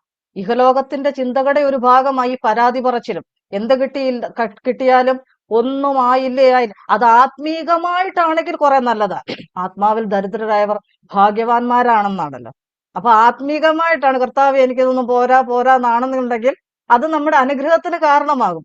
അല്ല, ഈ ചോദിക്കുന്നതും ആവശ്യപ്പെടുന്നതും ചോദിക്കാത്തത് കൂടെ. ഇപ്പം നമുക്കറിയാം, ഈ 24-ാം തീയതി 31-ാം തീയതി ഒക്കെ ഇവിടെ സാക്ഷിയോഗമുണ്ട്. അപ്പൊ പലരും പറയാൻ പോകുന്ന സാക്ഷ്യത്തിൽ ഒരു വാചകം, ഞാൻ മനസ്സിൽ ചിന്തിച്ചതേ ഉള്ളൂ, കർത്താവ് എനിക്കിതിന് വിടുതൽ തന്നു. ശരിയാണ്, എന്റെ ഒക്കെ ജീവിതത്തിൽ സംഭവിച്ചിട്ടുണ്ട്. ചെറിയ ചെറിയ കാര്യങ്ങൾ, നിസ്സാര കാര്യങ്ങൾ, ഒന്ന് ചെറുതായിട്ടൊന്ന് ആഗ്രഹിക്കുകയുള്ളൂ. അപ്പം അത് കർത്താവ് നമുക്ക് നൽകി തരാറുണ്ട്. ഒത്തിരി പ്രാർത്ഥനയൊന്നും നടത്തിയിട്ടൊന്നുമല്ല. പക്ഷെ നമ്മൾ മനസ്സിലാക്കണം, ഇതെല്ലാം നമുക്ക് കർത്താവ് ചെയ്തു തരുമ്പോഴും ദൈവം നമുക്ക് വേണ്ടി ആത്യന്തികമായി നമുക്ക് വേണ്ടി ചെയ്ത കാര്യങ്ങളെ കുറിച്ച് പലപ്പോഴും നമ്മൾ ചിന്തിക്കുകയോ അതിന് നമ്മളൊരു സ്തോത്രം കരയേറ്റുകയോ ചെയ്യുന്നതിന് പകരം നമ്മൾ എപ്പോഴും ചിന്തിക്കുന്ന കാര്യം എന്താ? നമ്മളെ ദൈവം അനുഗ്രഹിച്ചു എന്ന് പറയുന്നത് ഏത് തലത്തിലാ? ഭൗതിക തലത്തിലല്ലേ? ആത്മീക തലത്തിൽ നമ്മൾ എത്ര മാത്രം പറയുന്നുണ്ട് ദൈവം എന്നെ അനുഗ്രഹിച്ചു എന്ന്? നല്ല കാറ് കിട്ടിയാൽ, നല്ല വീട് കിട്ടിയാൽ, നല്ല ജീവിത സാഹചര്യങ്ങൾ ഉണ്ടായാൽ, അല്ലേ, നമ്മൾ എന്ത് പറയും? ദൈവം ഞങ്ങളെ അനുഗ്രഹിച്ചു. അല്ല, മെച്ചപ്പെട്ട ജീവിത സാഹചര്യങ്ങളൊന്നുമില്ല, നല്ല വീടില്ല, കാറില്ല, സൗകര്യങ്ങളില്ല, നമ്മൾ എന്ത് പറയും? ഓ, ഇത്ര കാലമായിട്ടും അവർ കിടക്കുന്ന കടുപ്പ് കണ്ടില്ലേ, ദൈവം അവരെ അനുഗ്രഹിക്കാത്ത, ഞങ്ങളെയൊക്കെ കണ്ടില്ലേ കർത്താവ് അങ്ങ് അനുഗ്രഹിച്ചു. അപ്പൊ പലപ്പോഴും നമ്മൾ ഈ ആത്മീയ അനുഗ്രഹം നമ്മൾ പലപ്പോഴും വിലയിരുത്തുന്നത് ഭൗതിക നന്മകളുടെ അടിസ്ഥാനത്തിലാണ്. ഒരിക്കലും അല്ല പ്രിയപ്പെട്ടവരെ. ദൈവം നമ്മളെ അനുഗ്രഹിക്കുന്നത് ഭൗതിക നന്മകളുടെ അടിസ്ഥാനത്തിലല്ല. നമ്മുടെ അനുഗ്രഹങ്ങൾ മുഴുവൻ ദൈവവചനം എടുത്ത് പരിശോധിച്ചാൽ ഒരു സ്ഥലത്ത് പോലും ഭൗതിക അനുഗ്രഹങ്ങളെ കുറിച്ച് ദൈവവചനം സംസാരിക്കുന്നില്ല. നമുക്കെപ്പോഴും ദൈവം തന്നിട്ടുള്ളത് ആത്മീക അനുഗ്രഹങ്ങളാണ്. എഫേസ്യ ലേഖനത്തിൽ നമ്മൾ കാണുന്നു, സ്വർഗത്തിലെ സകല ആത്മീയ അനുഗ്രഹത്താലും അവൻ നമ്മളെ എന്ത് ചെയ്തിരിക്കുന്നു? നിറച്ചിരിക്കുന്നു. അപ്പോൾ ഈ അന്ധകാരത്തിന്റെ ചില അംശങ്ങൾ, ഇത്തരം നമ്മുടെ പരാതി പറച്ചിലും ഉദാസീന മനോഭാവങ്ങളും, എത്ര കിട്ടിയാലും പോരാന്നുള്ള ചിന്താഗതിയും, അസംതൃപ്തമായ നമ്മുടെ മനസ്സ് പലപ്പോഴും യേശുക്രിസ്തുവിനെ പ്രകാശിപ്പിക്കുവാൻ നമ്മുടെ തടസ്സമായി നിൽക്കുകയാണ്. പലപ്പോഴും നമ്മൾ നമ്മുടെ സൗകര്യക്കുറവിനെ കുറിച്ച് കാണിക്കാറുണ്ട്. പക്ഷെ നമുക്ക് ലഭിച്ച സൗകര്യങ്ങളെ കുറിച്ച്, നമുക്ക് ലഭിച്ച നന്മകളെ കുറിച്ച്, നമുക്ക് ലഭിച്ച ഫെസിലിറ്റീസിനെ കുറിച്ച് നമ്മൾ എത്രമാത്രം ചിന്തിക്കുന്നുണ്ട്? പ്രിയപ്പെട്ടവരെ, ഇന്ന് രാത്രിയിൽ നമുക്ക് ഒരു പുനർവിചിന്തനം നടത്താം. നമ്മുടെ ചില അന്ധകാരത്തിന്റെ ചില അംശങ്ങൾ, ചില ചിന്തകൾ നമ്മുടെ ഹൃദയത്തിൽ നിന്നും മാറട്ടെ. ഞാൻ പറഞ്ഞു വരുന്നതിന്റെ ആശയം, മാർത്ത എന്ന ഒരു സ്ത്രീയെ ഇത്രയധികം സമൂഹത്തിൽ അവഹേളിക്കപ്പെടാനുണ്ടായ ഒറ്റ കാരണമേ ഉള്ളൂ. എന്താണ്? അവരുടെ പരാതി പറച്ചില. പലപ്പോഴും ദൈവം തമ്പുരാൻ ഇതൊക്കെ കണ്ടുകൊണ്ടിരിക്കുക. കർത്താവ് നമ്മളോട് വ്യക്തമായിട്ട് പറയാം, നിങ്ങൾ വിചാരപ്പെടരുത്. വിചാരപ്പെടുന്നതിനാല് നിങ്ങളുടെ ആയുസ്സിനോട് ഒരു മുഴം കൂട്ടാനായിട്ട് നിങ്ങൾക്ക് പറ്റുമോ? എന്നാ പിന്നെ അയക്കൂ, അല്ലേ? പക്ഷെ നമ്മുടെ ആയുസ്സിനോട് ഒരു മുഴം എന്നല്ല, ഒരല്പം പോലും കൂട്ടാനായിട്ട് നമുക്ക് പറ്റുന്നില്ല വിചാരപ്പെടുന്നതുകൊണ്ട്. ഇപ്പൊ മാർത്തയും കർത്താവിനോട് ചോദിക്കുന്ന ഒരു ചോദ്യം ഇതാ, ഞാനിങ്ങനെ കിടന്ന് കഷ്ടപ്പെടുന്ന നിനക്ക് വിചാരമില്ലയോ? അല്ലേ? എല്ലാ ചോദ്യങ്ങളും കർത്താവിന്റെ നേരെയാ.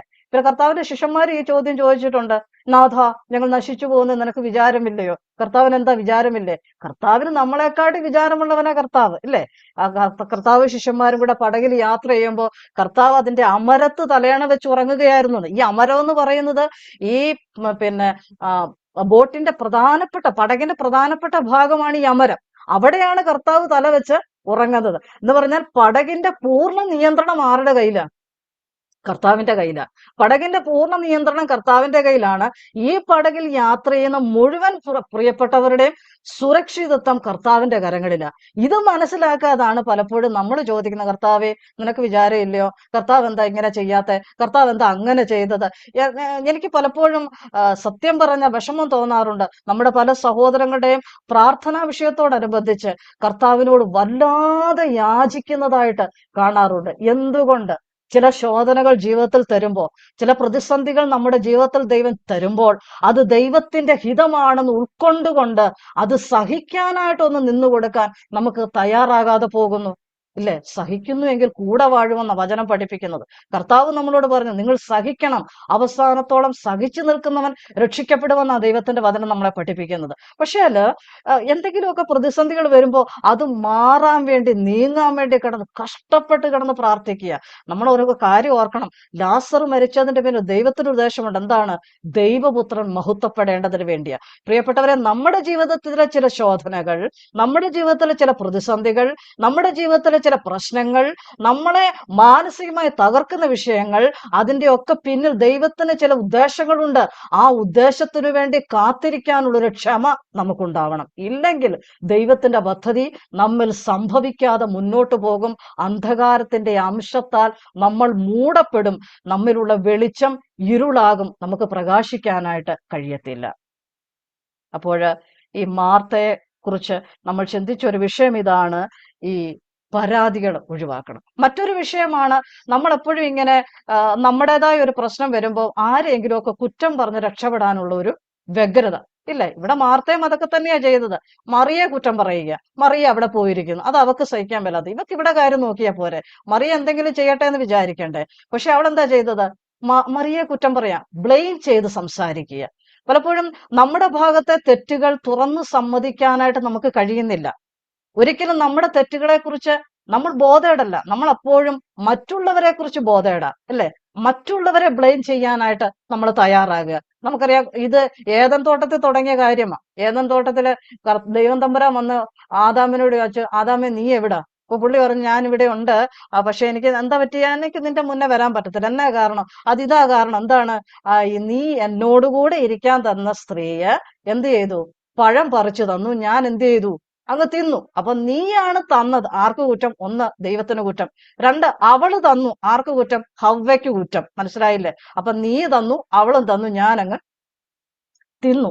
ആ രീതിയിലാണ് ആദാം അവിടെ പറഞ്ഞു വെക്കുന്നത്. എന്ന് പറഞ്ഞാൽ ഈ തോട്ടത്തിൽ നടുവിൽ നിൽക്കുന്ന വൃക്ഷം അത് തിന്നരുതെന്നുള്ളത് വാസ്തവമായി ദൈവം ഇവരോട് പറഞ്ഞിട്ടുള്ളതാണ്. ആദാമും ഹവ്വയും അത് കേട്ടിട്ടുള്ളത് തന്നെയാണ്. പോട്ടെ, ഇനി ഹവ്വ കേട്ടോ ഇല്ലയോ നമുക്കറിയാം, എന്തായാലും ആദാം കേട്ടിട്ടുണ്ടെന്നുള്ളത് വ്യക്തമാണ്. എന്നിട്ട് പോലും ഭാര്യ ഒരു പഴം കൊണ്ടുവന്നപ്പം അതെന്താ ഏതാന്ന് അന്വേഷിക്കാതെ അത് വാങ്ങി കഴിച്ചിട്ട് കുറ്റം ആർക്കാണ് അയാൾ പറയുന്നത്? സ്വന്തം ഭാര്യയ്ക്കെതിരെയും ആ ദൈവത്തിനെതിരെയും ഒക്കെ അദ്ദേഹം കുറ്റം പറയാം. പ്രിയപ്പെട്ടവർ, ഇതിൽ നിന്ന് ഒട്ടും വ്യത്യസ്തമല്ല നമ്മളാരും, അല്ലേ? നമ്മുടേതായ ഒരു തെറ്റുകൾ വരുമ്പോൾ അവിടെ നമ്മുടെ തെറ്റുകൾ സമ്മതിക്കാൻ നമ്മൾ തയ്യാറാകാതെ പലപ്പോഴും നമ്മൾ എന്ത് ചെയ്യും? ആരെയെങ്കിലും ഒക്കെ കുറ്റം പറഞ്ഞ് തടി തപ്പാനുള്ള ഒരു ശ്രമം നമ്മുടെ ഭാഗത്തുണ്ടാവും. അന്ധകാരത്തിന്റെ അംശമാണ് ഇത്, ലോകത്തിന്റെ പ്രവൃത്തിയാ, ലോകത്തിന്റെ സ്വഭാവമാണ് മറ്റുള്ളവരെ കുറ്റം പറയുന്നതും ആരെയെങ്കിലും കുറ്റം പറഞ്ഞ് രക്ഷപ്പെടുന്നത്. ഈ ദിവസങ്ങളൊക്കെ ചില പിന്നെ ന്യൂസസ് ഒക്കെ നമ്മൾ കണ്ടുകൊണ്ടിരിക്കുകയല്ലേ, അല്ലേ? നീതി കിട്ടുന്നില്ലെന്ന് പറയുന്നു, ചിലർ പറയുന്നു നീതി കിട്ടിയെന്ന് പറയുന്നു, എന്തൊക്കെയോ ചില കാര്യങ്ങളൊക്കെ ഇവിടെയൊക്കെ നടക്കുന്നുണ്ടെന്നുള്ളത് വാസ്തവമാണ്. അപ്പോഴ് ഈ മറ്റുള്ളവരെ ബ്ലെയിം ചെയ്ത് സംസാരിക്കുക, ഞാൻ സഹോദരിമാരോടാണ് സംസാരിക്കുന്നത്, മറ്റുള്ളവരെ ബ്ലെയിം ചെയ്ത് സംസാരിക്കുക, അത് വളരെ തെറ്റായ കാര്യമാണ്. നമ്മുടെ ജീവിതത്തിലെ കുറവുകൾ തുറന്നു സമ്മതിക്കേണ്ട സ്ഥാനത്ത് ഇനി മനുഷ്യരോട് സമ്മതിച്ചില്ലെങ്കിലും ദൈവത്തിന്റെ സന്നിധിയിലെങ്കിലും അത് തുറന്നു സമ്മതിച്ച് ക്രമീകരണം പ്രാപിക്കേണ്ടതിന് പകരം മറ്റുള്ളവരെ ബ്ലെയിം ചെയ്ത് സംസാരിക്കുന്ന സംസാരങ്ങൾ നിർബന്ധമായും നമ്മൾ ഒഴിവാക്കണം. അപ്പോൾ ഇഹലോകത്തിന്റെ ചിന്തകൾ എന്ന വിഷയത്തോട് ബന്ധത്തിലാണ്, ഒന്ന്, നമ്മൾ പരാതി ഒഴിവാക്കണം. രണ്ടാമത്, മറ്റുള്ളവരെ ബ്ലെയിം ചെയ്ത് നമ്മൾ സംസാരിക്കുന്ന രീതി നമ്മൾ ഒഴിവാക്കണം. മൂന്നാമതായിട്ട് എനിക്കൊരു കാര്യം പറയാനുള്ളത്, എനിക്കല്ല, ദൈവം എന്നെ മനസ്സിലാക്കി തന്നൊരു കാര്യം പറയാനുള്ളത്, ഈ സ്ഥാനമാനങ്ങളോടുള്ള നമ്മുടെ അമിതമായ ഒരു ആഗ്രഹം ഇല്ലേ? അതായത് ഈ കർത്താവായ യേശുക്രിസ്തുവിന്റെ ശിഷ്യന്മാര് ഒരിക്കൽ കർത്താവിനോട് ചോദിച്ചു, ഞങ്ങളിൽ ആരാണ് വലിയവൻ? ഈ ലൂക്കോസിന്റെ സുവിശേഷം 22-ാം അധ്യായത്തിലാണെന്ന് തോന്നുന്നു, 22-ാം അധ്യായത്തിൽ 26 മുതലുള്ള വാക്യങ്ങൾ ചോദിക്കുകയാണ്, ഞങ്ങളിൽ ആരാണ് വലിയവൻ? ഇങ്ങനെ ഒരു ചിന്ത പോലും ഈ ഒരു രീതിയിലില്ല, കർത്താവിന്റെ മുമ്പിൽ അങ്ങനെ ഒരു ചിന്ത പോലും ഇല്ല. അപ്പൊ ഇവര് ചിന്തിക്കാൻ ഞങ്ങളിൽ ആരൊക്കെ, കാര്യം ഞങ്ങൾ 12 പേരുണ്ട്, 12 പേരാണ് നിന്റെ കൂടെ നടക്കുന്നത്, അപ്പൊ ഞങ്ങളുടെ ഇടയിൽ ഒരു ലീഡർ വേണം, ഞങ്ങളുടെ ഒരാൾ വേണം, അപ്പൊ ഞങ്ങളിൽ ആരാണ്? അപ്പൊ കർത്താവ് അവരോട് പറഞ്ഞു, നിങ്ങളിൽ വലിയവൻ എന്ത് ചെയ്യണം? ആദ്യം ശുശ്രൂഷക്കാരൻ ആകണമെന്ന് പറഞ്ഞ് പഠിപ്പിക്കുകയാണ്. ഇത്തരത്തിലുള്ള ചില ചിന്താഗതികളും സ്ഥാനങ്ങള്, മാനങ്ങള്, അല്ലെങ്കിൽ പവർ വേണം, പവർ എന്നുള്ള വാക്കാണല്ലോ ഇപ്പോൾ സർവ്വസാധാരണമായിട്ട് ഉപയോഗിക്കുന്നത്, പവർ വേണം, ഇങ്ങനെയൊക്കെയുള്ള ചിന്താഗതികൾ പലപ്പോഴും ഈ ലോകത്തിൻ്റെതാണ്. ഇത് അന്ധകാരത്തിന്റെ ഒരു അംശമാണ്. ഈ അന്ധകാരത്തിന്റെ അംശങ്ങളൊക്കെ നമ്മളിൽ വരുമ്പോ നമുക്ക് കർത്താവിന് വേണ്ടി പ്രകാശിക്കാനായിട്ട് കഴിയുന്നില്ല. ഞാൻ പറഞ്ഞു വരുന്നതിന്റെ ആശയം എന്താന്ന് ചോദിച്ചാൽ, നമ്മൾ കർത്താവിന് വേണ്ടി, ഞാൻ പറഞ്ഞല്ലോ, ഈ 9 വർഷമായിട്ട് പല സഹോദരിമാരോട് സംസാരിക്കുമ്പോൾ അവർക്ക് പറയാനുള്ള, വേദനിപ്പിക്കുന്ന ഒത്തിരി കാര്യങ്ങളുണ്ട്. അവർ എന്തുകൊണ്ട് കർത്താവിന്റെ വേലയോടനുബന്ധിച്ച് അവർക്ക് പ്രയോജനപ്പെടണമെന്ന് ആഗ്രഹമുണ്ടെങ്കിൽ പോലും അവർ മാറി നിൽക്കുന്നു. അതിന് പല ഘടകങ്ങൾ, ഇത്തരത്തിലുള്ള ചില ഘടകങ്ങൾ അവരെ ചുറ്റി വരികയാണ്. എന്തൊക്കെ? ഞാനൊരു കാര്യം പറയട്ടെ, ഇതൊക്കെ ലോകത്തിന്റെ ചിന്താഗതികളാണ്, ഇതൊക്കെ അന്ധകാരത്തിന്റെ അംശമാണ്. അന്ധകാരത്തിന്റെ അംശം കടന്നുകൂടിയ ഒരു വ്യക്തിക്ക് യേശുക്രിസ്തുവിനെ പ്രകാശിപ്പിക്കുവാനായിട്ട് കഴിയത്തില്ല. അടുത്ത ഭാഗം എന്ന് പറയുന്നത് ധനത്തിന്റെ വഞ്ചനയെ കുറിച്ച്. ഞാൻ കൂടുതലൊന്നും വിശദീകരിക്കുന്നില്ല. നമുക്കറിയാം, ധനത്തോടുള്ള അത്യാർത്തി നിമിത്തമാണ് യൂദ കർത്താവിനെ തള്ളിപ്പറഞ്ഞത്, അല്ലെ? കർത്താവിനെ ഒറ്റിക്കൊടുത്തത്. അതുകൊണ്ട് യൂദയ്ക്ക് സംഭവിച്ചത് എന്താണെന്നുള്ളത് നമുക്കറിയാം. യൂദ സ്വയം തന്റെ ജീവൻ ഒടുക്കുകയുണ്ടാകും. കൂടുതലൊന്നും നമ്മൾ ആ വിഷയത്തിൽ പറയേണ്ട ആവശ്യമില്ല. എന്ന് പറഞ്ഞാൽ ഭൗതികതയോടുള്ള താല്പര്യം, പണത്തോടുള്ള താല്പര്യം, അത് ഉള്ള പണത്തേക്കാൾ കൂടുതൽ പണം ഉണ്ടാക്കണമെന്നുള്ള വ്യഗ്രത, ഇങ്ങനെയൊക്കെയുള്ള പല താല്പര്യങ്ങൾ പലപ്പോഴും ദൈവിക ശുശ്രൂഷയിൽ നിന്നും പിന്നിലേക്ക് നമുക്ക് പോകാനായിട്ട് സാധിക്കുന്നു. ദ്രവ്യാഗ്രഹം സകലവിധ ദോഷത്തിനും കാരണമാണെന്ന് പൗലോസ് അപ്പോസ്തലൻ വ്യക്തമാക്കുന്നുണ്ട്. അപ്പൊ ഞാൻ പറഞ്ഞു വന്നതിന്റെ താല്പര്യം, ഇത്തരത്തിലുള്ള ലോകമയമായ ചിന്തകൾ, ഈ നമ്മള് ലോകത്തിലാണ് ജീവിക്കുന്നത്, പക്ഷെ കർത്താവ് നമ്മളോട് പറയുന്നുണ്ട്, നിങ്ങൾ ലോകക്കാരായിരിക്കരുത്. പൗലോസ് അത് കുറെ കൂടെ റോമാലേഖനം 12-ാം അധ്യായത്തിൽ വ്യക്തമാക്കുന്നുണ്ട്. ഈ ലോകത്തിന് നിങ്ങൾ എന്ത് ചെയ്യരുത്? അനുരൂപരാകരുത്. പ്രിയപ്പെട്ടവരെ, കർത്താവായ യേശുക്രിസ്തുവിന്റെ ആ വെളിച്ചം നമ്മിലുള്ളപ്പോൾ, നമ്മളിലുണ്ട്. ആ വെളിച്ചവുമായിട്ട് നമ്മൾ ജീവിക്കുന്നത് പിന്നെ അന്ധകാരമയമായ ഈ ലോകത്തിലാണ്. ഈ ലോകത്തിൽ കർത്താവിനെ നമുക്ക് പ്രകാശിപ്പിക്കണമെങ്കിൽ നമ്മുടെ ഉള്ളിൽ കടന്നുകൂടിയിരിക്കുന്ന ചില അന്ധകാരത്തിന്റെ അംശങ്ങളുണ്ട്. അത് നമ്മിൽ നിന്നും പൂർണ്ണമായിട്ടും മാറേണ്ടതായിട്ടുണ്ട്. യോഹന്നാന്റെ ലേഖനത്തില്, 1-ാം ലേഖനം 4-ാം അധ്യായം അതിന്റെ 4-ാം വാക്യത്തില് അവിടെ പറയുന്ന ഒരു കാര്യമുണ്ട്. ദൈവത്തിന്റെ ആത്മാവില് യോഹന്നാൻ എഴുതി വെച്ചിരിക്കുന്ന ഒരു കാര്യമുണ്ട്. നിങ്ങളിലുള്ളവൻ ലോകത്തിലുള്ളവനേക്കാൾ വലിയവനല്ലോ. ഞാൻ ആദ്യമേ പറഞ്ഞു, നമ്മൾ രക്ഷിക്കപ്പെട്ട ആ നിമിഷം ആ വെളിച്ചം നമ്മുടെ ഉള്ളിൽ പ്രവേശിച്ചതാ. ആ വെളിച്ചത്തിന് ഈ ലോകത്തിൽ ഒരു ശക്തികൾക്കും അതിനെ തകർക്കാൻ കഴിയത്തില്ല. അത് ഈ ലോകത്തിലുള്ളതിനേക്കാൾ ഒരു വലിയവനാണ് നമ്മുടെ ഉള്ളിലിരിക്കുന്നത്. അതുകൊണ്ട് പ്രിയപ്പെട്ടവരെ, ഈ നാളുകളിൽ നമുക്ക് ലഭിക്കുന്ന സമയങ്ങൾ എത്രമാത്രം കർത്താവിന്റെ നാമത്തിന് വേണ്ടി നമുക്ക് വിനിയോഗിക്കാനായിട്ട് സാധിച്ചിട്ടുണ്ടെന്നുള്ളത് ഈ ഡിസംബർ മാസത്തിന്റെ അവസാന സമയങ്ങളിലേക്ക് നമ്മുടെ ചിന്തയെ നമ്മളൊന്ന് ഉണർത്തുമോ? നമ്മുടെ ശ്രദ്ധയെ നമുക്കൊന്ന് തിരിക്കാനായിട്ട് പറയും. എത്ര വിഷയങ്ങളിൽ നമ്മൾ എക്സ്ക്യൂസ് പറഞ്ഞ് നമ്മൾ മാറി, നിസ്സാര കാര്യങ്ങൾ പറഞ്ഞ് കർത്താവിനോടുള്ളനുബന്ധിച്ച് ആത്മീക കാര്യങ്ങളോടുള്ള ബന്ധത്തിൽ നമ്മൾ ചെയ്യേണ്ട പല കാര്യങ്ങളും നമ്മൾ മാറ്റിവെച്ചു. ഒരു ചെറിയ ജലദോഷം വന്നാൽ മതി, അന്നത്തെ വചന ശുശ്രൂഷ വേണമെങ്കിൽ നമ്മൾ മാറ്റിവെക്കും. ഒരു നിസ്സാര വിഷയം മതി. ഞാൻ എന്തിനാണ് പറയുന്നതെന്ന് ചോദിച്ചാൽ, പ്രിയ സഹോദരിമാരെ, നമുക്ക് കർത്താവിനെ വിളിച്ചപേക്ഷിക്കാനും കർത്താവിന് വേണ്ടി പ്രയോജനപ്പെടുവാനുള്ള ധാരാളം അവസരങ്ങൾ നമ്മുടെ മുമ്പിലുണ്ട്. ഇത് നമ്മൾ വെറുതെ പാഴാക്കരുത്. ഞങ്ങളൊക്കെ സ്ഥിരമായിട്ട് സുവിശേഷ പ്രവർത്തനങ്ങൾക്കൊക്കെ പോകുന്നത്, നമ്മൾ വിചാരിക്കുന്ന പോലെ വലിയ പ്രതിസന്ധികളൊന്നും നമ്മുടെ നാട്ടിലില്ല. നമ്മളെ ഇന്നും കേൾക്കാൻ ആൾക്കാർ തയ്യാറാകുന്നുണ്ട്. വളരെ ചെറിയ ചെറിയ പ്രതിസന്ധികൾ മാത്രമേ, അതൊന്നും നമ്മളെ ആരും തല്ലാനൊന്നും വരുന്നൊന്നുമില്ല. അവർ കൂടി വന്നാൽ പറയും ഞങ്ങൾക്ക് കേൾക്കണ്ടെന്ന് പറയും. അതേ പറയത്തുള്ളൂ. അല്ലാതെ കൂടുതൽ വലിയ ഈ നോർത്ത് ഇന്ത്യയിലോ മറ്റു സ്ഥലങ്ങളൊക്കെ നടക്കുന്നവരുള്ള പ്രക്ഷോഭങ്ങളൊന്നും ഇവിടെ നടക്കുന്നൊന്നുമില്ല. ഇങ്ങനെയുള്ളൊരു സാഹചര്യം ദൈവം നമുക്ക് വേണ്ടി ഒരുക്കി തന്നിരിക്കുമ്പോൾ ഒരു വ്യക്തിയോടെങ്കിലും യേശുക്രിസ്തുവിന്റെ സ്നേഹത്തെക്കുറിച്ച് നമുക്ക് പറയാൻ കഴിയുന്നില്ലെങ്കിൽ അത് വലിയൊരു അപജയമായിട്ട് നമ്മൾ അത് മനസ്സിലാക്കണം. നിങ്ങൾ പഠിക്കുന്ന കോളേജിലോ നിങ്ങളോടൊപ്പം ജോലി ചെയ്യുന്ന സ്ഥാപനത്തിലുള്ള പ്രിയപ്പെട്ടവരോടോ നിങ്ങൾക്ക് സുവിശേഷം പറയാനുള്ള ധാരാളം സാധ്യതയുണ്ട് എന്ന് കരുതി നിങ്ങളങ്ങോട്ട് ചെല്ലുന്നതുകൊണ്ട് യേശുവിനെ കർത്താവിന്റെ രക്ഷിതാവിനെ സ്വീകരിച്ചോണം അങ്ങോട്ടെ, ഇല്ല നരകത്തിൽ പോകും എന്ന് ഒറ്റയടിക്ക് പറഞ്ഞേച്ച് വരുന്ന രീതിയല്ല. നമ്മളിവിടെ സുവിശേഷീകരണത്തിന്റെ ക്ലാസ്സുകളൊക്കെ കേട്ടതാണല്ലോ. അവരോട് വളരെ സ്നേഹത്തോടെ ഇടപെട്ട് അവരോട് യേശുക്രിസ്തുവിന്റെ സന്ദേശം നമുക്ക് കൈമാറാനായിട്ട് സാധിക്കും. പക്ഷേ എങ്ങനെയൊക്കെ ഒഴിഞ്ഞു മാറാമോ ആ രീതിയിലൊക്കെ നമ്മൾ ഒഴിഞ്ഞു മാറുന്നവരായിട്ട് മാറുന്നുണ്ട്. ഈ 2025 തീരാൻ പോകുന്ന ഈ സമയത്ത് ഒരു ആത്മപരിശോധനയ്ക്ക് നമ്മളൊന്ന് തയ്യാറാകണം. ഈ ദൈവവചന ശുശ്രൂഷ എന്നൊക്കെ പറയുന്നത് നമ്മുടെ സ്വയം വിമർശനത്തിനും സ്വയം പരിശോധനയ്ക്കൊക്കെ കാരണമാകണം. അപ്പോൾ ഇന്ന് രാത്രി നമുക്കൊന്ന് ചിന്തിക്കാം, ഈ വർഷം എത്രയോ അവസരങ്ങൾ നമ്മുടെ മുമ്പിലുണ്ടായിരുന്നു. എന്തെല്ലാം അവസരങ്ങൾ നമ്മൾ കർത്താവിന് വേണ്ടി ഉപയോഗിച്ചു, എന്തെല്ലാം തടസ്സങ്ങളാണ് നമ്മൾ അതിനുവേണ്ടി പറഞ്ഞത്. ഒരു സന്തോഷകരമായ, ഇങ്ങനെ വലിയ ഒരു ആനന്ദത്തിലേക്ക് കൊണ്ടുപോകുന്ന തരത്തിലുള്ള സംസാരങ്ങൾ നടത്താനായിട്ട് നമുക്ക് പറ്റും. പക്ഷെ അങ്ങനെയൊന്നും സംസാരിച്ചിട്ട് കാര്യമില്ല. നമ്മൾ സ്വയമായിട്ട് ചിന്തിക്കണം, എത്രയോ അവസരങ്ങൾ നമുക്കുണ്ടായിരുന്നു, ആ അവസരങ്ങൾ എത്രമാത്രം നമ്മൾ വിനിയോഗിച്ചു. എത്രയോ ദിവസങ്ങൾ നമ്മൾ നന്നായിട്ടൊന്ന് പ്രാർത്ഥിക്കാതെ പോലും കിടന്ന സാഹചര്യങ്ങളുണ്ട്. ദൈവവചനം ധ്യാനിക്കാതിരുന്ന സന്ദർഭങ്ങളുണ്ട്. ദൈവത്തെക്കുറിച്ച് പറയേണ്ട എത്രയോ സന്ദർഭങ്ങളിൽ നമ്മൾ നിശബ്ദരായിട്ട് ഒഴിഞ്ഞു മാറി നിന്നു. അന്ധകാരത്തിന്റെ അംശം നമ്മുടെ ഉള്ളിലേക്ക് പ്രവേശിച്ചത് കൊണ്ടല്ലേ ഇത് സംഭവിച്ചത്. പക്ഷെ കർത്താവ് നമ്മളോട് വ്യക്തമായിട്ട് പറയാ, നിന്നിലുള്ള വെളിച്ചം ഇരുളാകരുത്. ഈ വെളിച്ചം കൊളുത്തി വെച്ചവൻ നമ്മുടെ കർത്താവാണ്.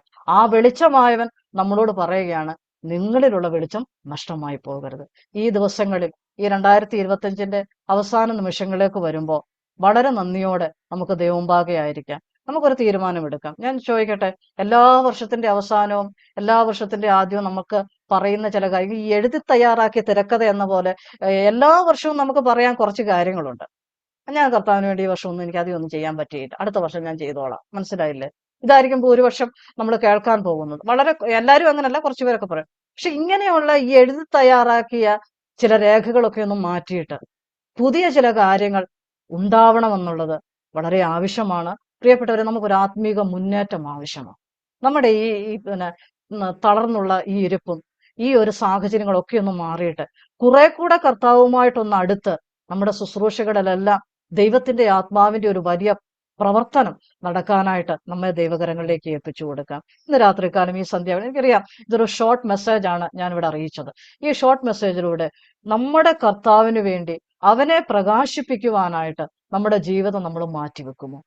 നമ്മുടെ ഏതെങ്കിലും ഒരു സമയം നമ്മൾ കർത്താവിന്റെ നാമത്തിന് വേണ്ടി ഉപയോഗിക്കാനായിട്ട് നമ്മൾ മാറ്റിയോ? ക്രിസ്തീയ സഹോദരിയോടുള്ള ബന്ധത്തിൽ ഈ ഒരു വർഷം മുഴുവൻ ദൈവം നമുക്ക് വളരെ വിശ്വസ്തനായിരുന്നു. വളരെ എല്ലാ കാര്യങ്ങളും വളരെ നന്നായിട്ട് നടക്കുവാൻ ദൈവം നമുക്ക് കൃപ ചെയ്തു. പക്ഷേ നമ്മൾ ഈ ഓൺലൈനിൽ മാത്രമല്ല, ഈ സൂമിൽ മാത്രമല്ല, ഗ്രൂപ്പിൽ മാത്രമല്ല, അതിൽ നിന്നൊക്കെ വ്യത്യസ്തമായിട്ട് അക്രൈസ്തവരായ ആൾക്കാരുടെ അടുക്കലേക്ക് കടന്നു ചെന്ന് അവരോട് ദൈവത്തിന്റെ വചനം പറയുന്നവരായിട്ട് നമ്മൾ മാറണം. ഒരുപക്ഷെ നിങ്ങൾ ചിന്തിക്കും, അത് ഞാൻ എങ്ങനെ ചെയ്യാനാ, എനിക്ക് അതിനുള്ള സാഹചര്യങ്ങളില്ല. സാഹചര്യങ്ങൾ ദൈവം ഒരുക്കി തരാൻ വേണ്ടി ഇന്നു മുതൽ പ്രാർത്ഥിക്കുക. നിങ്ങളുടെ സ്നേഹിതരോട്, നിങ്ങളുടെ പ്രിയപ്പെട്ടവരോട് യേശുക്രിസ്തുവിന്റെ സന്ദേശം നിങ്ങൾ കൈമാറണം. ഈ ദിവസങ്ങളിൽ കർത്താവ് അതിനായിട്ട് നമ്മളെ സഹായിക്കട്ടെ. ഏതെങ്കിലും ഒരു വ്യക്തിയെ കാണുമ്പോൾ അവർ രക്ഷിക്കപ്പെട്ടിട്ടില്ല എന്ന് മനസ്സിലാക്കിയാൽ അവരോട് സുവിശേഷം പറയാനുള്ള ഒരു താല്പര്യവും ആഗ്രഹവും നമ്മുടെ ഹൃദയത്തിൽ ജനിക്കണം. എങ്ങനെങ്കിലും അവരിൽ നിന്ന് ഒഴിവായി പോകാനല്ല നമ്മൾ ശ്രമിക്കേണ്ടത്. അങ്ങനെയാണെങ്കിൽ മാത്രമേ ഇനിയുള്ളൂ. നമ്മളെപ്പോഴും ഒത്തിരി ആവലാതി പറയുന്നവർ, ഒത്തിരി പ്രയാസം പറയും. അയ്യോ, എന്തൊരു ആത്മീയമായത്, എന്തൊരു അരാജകത്വമായത്. പണ്ടത്തെ കാലം അല്ലെ, സാധാരണ എല്ലാരും പറയുന്ന പണ്ടൊക്കെ എന്തോ ആത്മീയ ഉണർവായിരുന്നു, ഇപ്പൊ അതൊന്നും ഇല്ല. എന്താ ഇല്ലാതെ പോയത്? അന്ധകാരത്തിന്റെ അംശം കയറിയത് കൊണ്ടാ. മനസ്സിലായില്ലേ? പണ്ടൊക്കെ ദൈവമക്കൾ തമ്മിൽ കാണുമ്പോൾ എന്തോ ആത്മീയ സന്തോഷമായിരുന്നു. ഇന്നിപ്പം ദൈവമക്കൾ തമ്മിൽ കണ്ട ആത്മീയ സന്തോഷം ഇല്ല. എന്താ കാരണം? അന്ധകാരത്തിന്റെ അംശം കയറിയത് കൊണ്ടാ.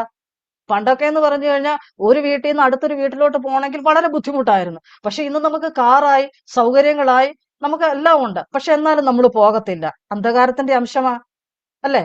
അതുപോലെ തന്നെ പണ്ട് ഒന്ന് ടെലഫോൺ ചെയ്യാനൊക്കെ വളരെ ബുദ്ധിമുട്ടാ. ഇന്ന് നമുക്ക് പിന്നെ മൊബൈൽ ഫോൺ ഉണ്ട്, വാട്സാപ്പ് കോൾ ഉണ്ട്, ഏതെല്ലാം മീഡിയാസ് നമുക്കുണ്ട്. ജസ്റ്റ് ഒരു വോയിസ് മെസ്സേജ് ഇട്ടാൽ മതി. എന്തോ പറ്റി ആന്റി, ഞായറാഴ്ച കണ്ടില്ലല്ലോ, സുഖമില്ലേ, മതി. അത് പക്ഷെ നമ്മൾ അതുപോലും ചെയ്യത്തില്ല. മനസ്സിലായില്ലേ? അന്ധകാരത്തിന്റെ അംശം നമ്മളിലേക്ക് പ്രവേശിച്ചതാ അതിന്റെ കാരണം.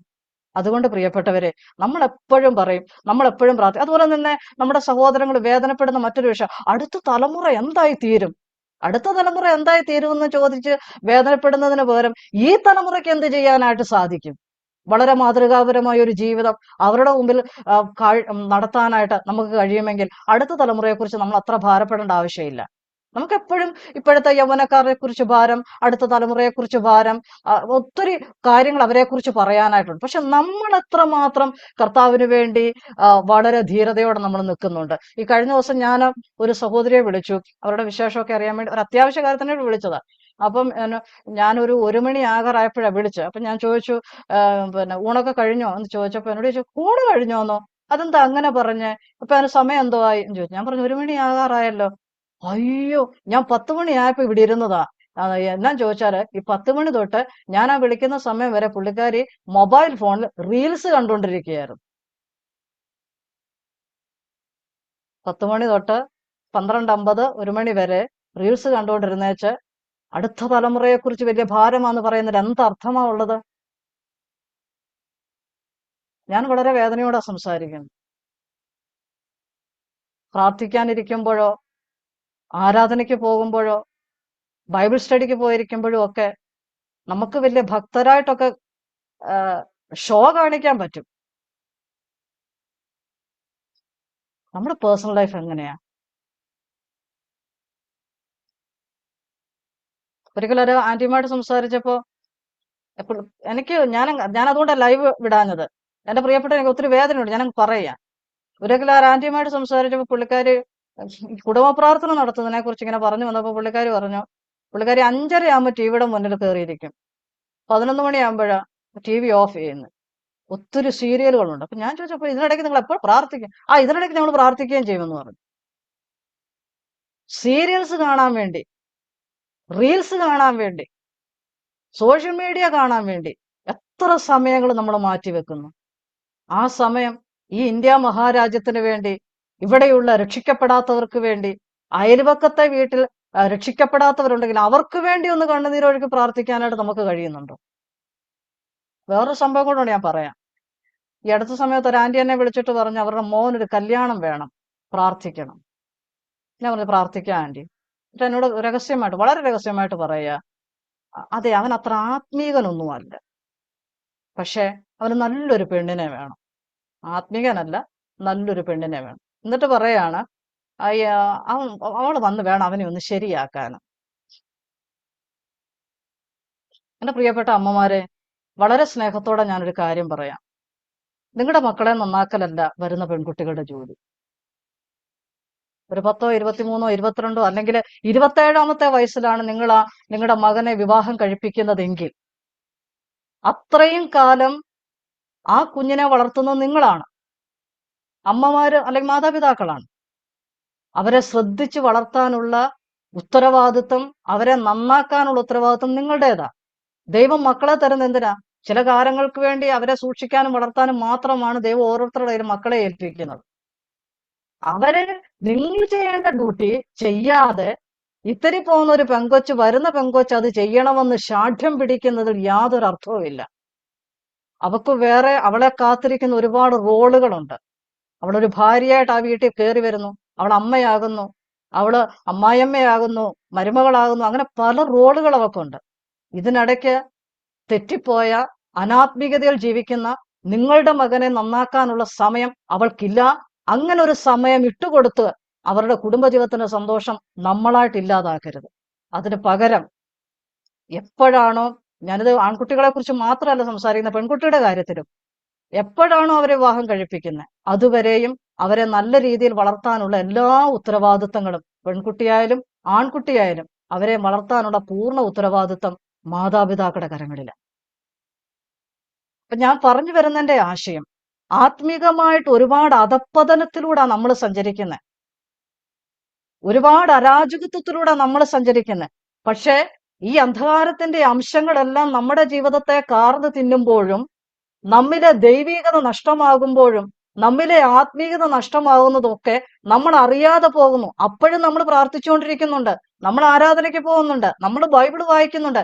ഇതെല്ലാം പഠിച്ചു വെച്ച ഒരു കാര്യം ക്രമാനുഗതമായി നടക്കുന്നത് പോലെ അതങ്ങനെ തന്നെ നമ്മുടെ ലൈഫിൽ നടക്കുന്നുണ്ട്. പക്ഷെ അന്ധകാരത്തിന്റെ അംശം നമ്മിൽ കൂടിക്കൂടി വരുന്നത് നമ്മൾ അറിയാതെ പോകുകയാണ്. അതുകൊണ്ട് ഒരു ആത്മീയ മുന്നേറ്റം നമുക്ക് അനിവാര്യമാണ്. നമ്മളിൽ ഒരു വെളിച്ചമുണ്ട്.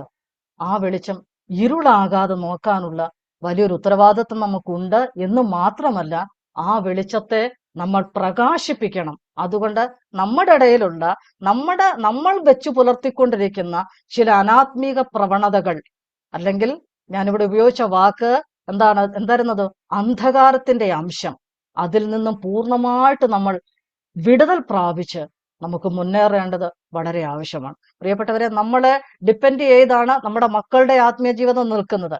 നമ്മൾ മറ്റുള്ളവരുടെയും കൂട്ടുവിശ്വാസികളുടെയും കുറ്റങ്ങളൊക്കെ അവിടെ നിന്ന് കൊണ്ടിരുന്നോണ്ട് പറഞ്ഞേച്ച് നമ്മുടെ മക്കള് നന്നാവണമെന്ന് പറഞ്ഞ് നടക്കുന്ന കാര്യമാണോ? അല്ല.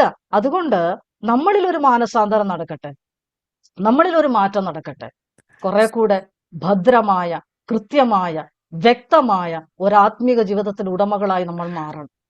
ഒരു ക്ലീൻ ആൻഡ് ക്ലിയർ ആയിട്ടുള്ള ഒരു ആത്മീക ജീവിതത്തിന്റെ ഉടമകളായിട്ട് നമ്മൾ മാറണം.